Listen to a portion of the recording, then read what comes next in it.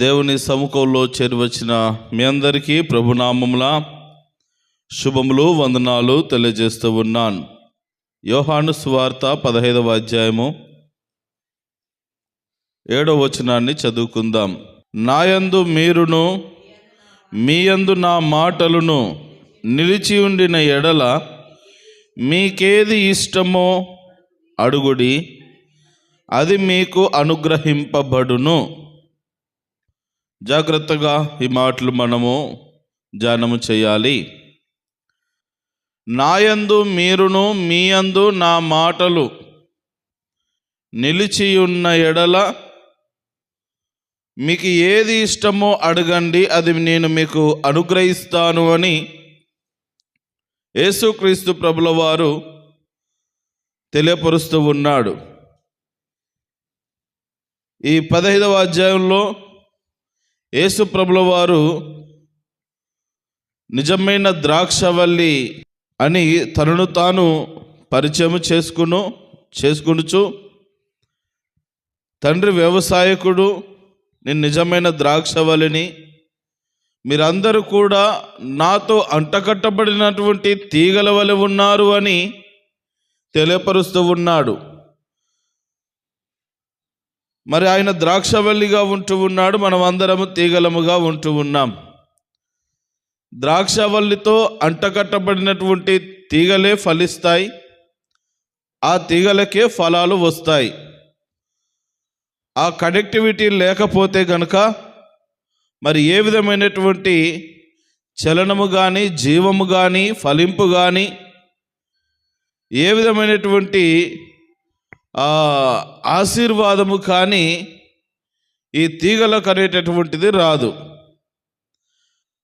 దాని యొక్క సారాంశాన్ని తెలియజేస్తూ యేసుప్రభుల వారు చెప్పినటువంటి మాట ఏంటంటే, నాయందు మీరును మీ యందు నా మాటలు, ఇవి గనుక మీలో ఉన్నట్లయితే మీకు ఏది ఇష్టం అడగండి, నేను అది మీకు అనుగ్రహిస్తాను. ఈ 2024 సంవత్సరంలో ప్రతి వ్యక్తి కూడా కొన్ని కోరికలు కలిగి ఉంటాడు. నా జీవితంలో ఇది నెరవేర్చబడాలి, ఈ ఆశ తీర్చబడాలి, ఈ కోరిక నెరవేర్చబడాలి, ఇదిగో నేను అనుకుంటున్నటువంటి విధముగా ఇది జరగాలి అని చాలా కోరికలు, ఆశలు, ఆశయాలు మనము కలిగి ఉంటాము. కొన్ని నెరవేర్చబడతాయి, కొన్ని నెరవేర్చబడలేకపోవచ్చు. అయితే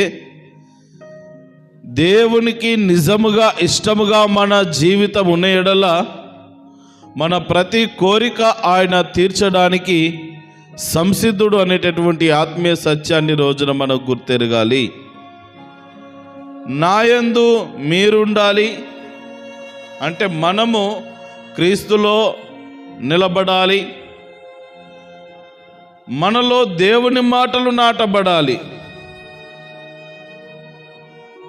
ఈ రెండు గనుక మన జీవితంలో ఈ రెండు చర్యలు జరిగినట్లయితే అప్పుడు అంటున్నటువంటి మాట, మీకేది ఇష్టమో అడగండి, నేను వాటిని మీకు అనుగ్రహిస్తాను అంటున్నాడు. మరి సంవత్సరంలో ఒకవేళ మనము పొందుకోవలసినవి పొందుకోలేము, నేను ఒకటి అనుకున్నాను కానీ అది జరగలేదండి అని ఒకవేళ నువ్వు అనుకుంటే గనుక దాని అర్థం ఏంటంటే క్రీస్తు నందు నీవు లేవు, క్రీస్తు మాటలు నీలో లేవు. అందుకే నీకు ఏది ఇష్టమో నువ్వు అడుగుతున్నావు. మనం చేయాల్సినవి చేయము కానీ అన్నీ అడుగుతాం. నీకు ఏది ఇష్టమో అడగండి అన్నావు కదా ప్రభువా, ఇది నాకు ఇష్టం ప్రభువా, నాకు ఇది కావాలి అది కావాలి. పిల్లల్ని కదా మనం షాపుకి తీసుకెళ్ళి ఏం కావాలరా చూసుకో అంటే, నాకు అది కావాలి ఇది కావాలి చూసిన ఏళ్ళ కావాలన్నట్ట మనం కూడా అది కావాలి ఇది కావాలి ప్రభువా అని మనకిష్టం వచ్చినవన్నీ అడుగుతూ ఉంటాం. ప్రభు అడుగుమన్నాడు, నీకేది ఇష్టమో అడుగుడి, అది నేను ఇస్తాను, అది మీకు అనుగ్రహించబడును. వాస్తవమే, నీకేది ఇష్టమో అడుగుమన్నాడు. నీకేది ఇష్టమో ఎప్పుడు అడుగుమన్నాడు తెలుసా?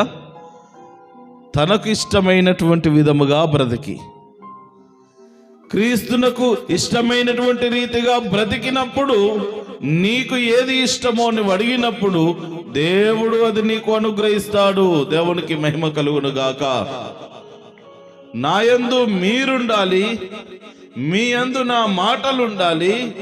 అప్పుడు మీకేది ఇష్టమో అడగండి, అది మీకు అనుగ్రహింపబడును. ఈరోజున ఎవరికి ఇష్టముగా బ్రతుకుతున్నాం అనేటటువంటిది జ్ఞాపకం చేసుకోవాలి. ప్రభువుకు, యేసయ్యకు ఇష్టముగా మనము బ్రతికినట్లయితే మన హృదయ వాంఛలు తీర్చబడతాయి. అంతేగాని మనకిష్టం వచ్చినట్లుగా బ్రతికి, ప్రభువా కావాలి, పండగ వచ్చింది కదా అని ప్రార్థన చేసి, ఆదివారం వచ్చింది కదా అని వచ్చి ప్రార్థన చేస్తే కోరికలు తీర్చబడవు. ఆయనకి ఇష్టమైనటువంటి రీతిగా నీ జీవితాన్ని మలుచుకో. నీకిష్టమైన విధానములో నుండి ఆయనకిష్టమైనటువంటి, ఆయన నచ్చేటటువంటి విధానములోనికి ఆ పద్ధతులను నీవు నడుచుకోవాలి. కాబట్టి ప్రభు నందు ప్రేమన దోమ బిడ్డలారా, అదే మాట ఇక్కడ రాయబడింది, నాయందు మీరును మీ యందు నా మాటలను నిలిచి ఉన్న ఎడల.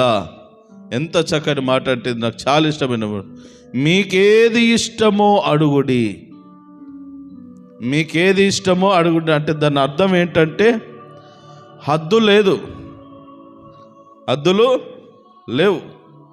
నీ ఇష్టం. ఇక మనుషుల ప్రేమకైనా, మనుషులు ఏదైనా ఇవ్వడానికి ఇష్టపడ్డా కానీ హద్దులు ఉంటాయి. ఉదాహరణకు ఇప్పుడు పండుగ వస్తుంది, పిల్లలకి ఏదైనా బట్టలు కొనియాలా. కొన్నిసార్లు ఈ సంవత్సరం ఎట్టండి చేసి మంచి మంచి బట్టలు తీయాలని అనుకుంటాం. షాప్కి వెళ్ళేసరికి ఆ రేట్లు చూసేసరికి ఉంటే దిగాలకి అయిపోతుంది. మంచి మంచివి అనుకుంటాం కానీ మన దగ్గర సొమ్ములు ఉండొద్దు. అందుకని ఏం చేస్తామంటే, వాడిని తీసుకుపోతే వాడు ఏడా పెద్ద పెద్ద అడుగుతాడో, ఇన్ని రేట్లు అడుగుతాడని ఏం చేస్తారంటే యాదోటి కొంచెం తక్కువనో ఎక్కువనో పట్టుకొచ్చేస్తూ ఉంటారు. ముఖ్యంగా ఎవరికైనా బట్టలు పెట్టేసి ఉన్నప్పుడు చాలా ఉన్న దాంట్లో సర్దుకోవడానికి తీసుకొచ్చేస్తూ ఉంటారు. మన పరిస్థితి అలాంటిది. మీకేది ఇష్టమో అని అడగండి అంటే, అక్క పొరపాటున 10,000 పట్టు చీర పట్టిందంటే అయిపోయి సచ్చే గొర్రె. అంతేనా? ఈడెళ్ళి 10,000 డ్రెస్ పట్టినాడంటే అయిపోయా. నాకు ఇది ఇష్టమండి అని అంటే ఏం చేసేది? ఇష్టమే, నీకు ఇష్టమే కానీ నాకు కష్టం అమ్మా, నాకు కష్టం బాబు అని అంటాం. యేసయ్య అలా అన్నాడు, నీవు ఆయన యందు నిలిచి ఉండి ఆయన మాటలు నీలో నిలిచి ఉంటే నీకేది ఇష్టమో, నీ మనస్ఫూర్తిగా నిజంగా నీకు ఏది ఇష్టమో, ఏది అవసరమో నువ్వు అడిగితే నీకు ఖచ్చితంగా ఇస్తాడు ఆయన. అంటే ఇక నీకు అడ్డు చెప్పడు, ఇది ఎందుకురా నాయన, దీంతో నేను చేసుకుంటావు. కాదు, నువ్వు మనస్ఫూర్తిగా నువ్వు అడిగిన వెంటనే ఆయన ధారాళముగా దయచేస్తాడు. అంటే దానికి హద్దులు లేవు, కొలత వేయడు. ఇంత బుడ్డోడు నీకు అంత ఎందుకురా అని అట్లా కొలత వేసే రకం కాదనమాట. అందుకని ప్రేమణ దోమ బిడ్డలారా, అంటే క్రీస్తులో మనము ఎంతగా నాటబడ్డాం, ఎంతగా అంటుకట్టబడ్డాం, క్రీస్తు మాటలు ఎన్ని మనలో చేర్చబడ్డాయి, ఇవి గనుక మన హృదయంలో ఎంతగా నాటబడితే అప్పుడు నీకు ఏది ఇష్టమో అడగండి అంటున్నాడు. కాబట్టి ఈ మాటలు చెప్పండి చివర్లో, నా యందు మీరును మీ యందు నా మాటలు నిలిచి ఉండిన ఎడల మీకేది ఇష్టమో అడగండి, అది మీకు అనుగ్రహింపబడును. మరి మనము దేవునిలో నిలిచి ఉండాలా, దేవుని మాటలు మనలో నిలబడాలి. అప్పుడు నీకు ఏది ఇష్టమో అడగండి.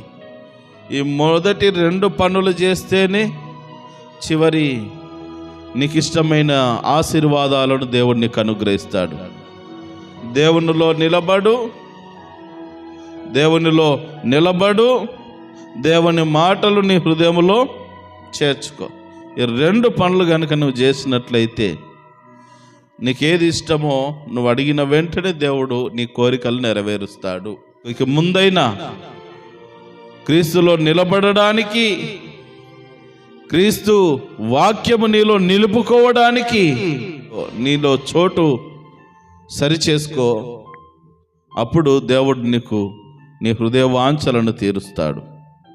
కాబట్టి మనకిష్టమైనవి అడిగే ముందు క్రీస్తునకు ఇష్టమైనవి మనము చేద్దాం. అట్టి కృపను, అట్టి ధన్యతను దేవదేవుడు మనకెల్లరికి అనుగ్రహించి నడిపించును గాక. ఆమేన్.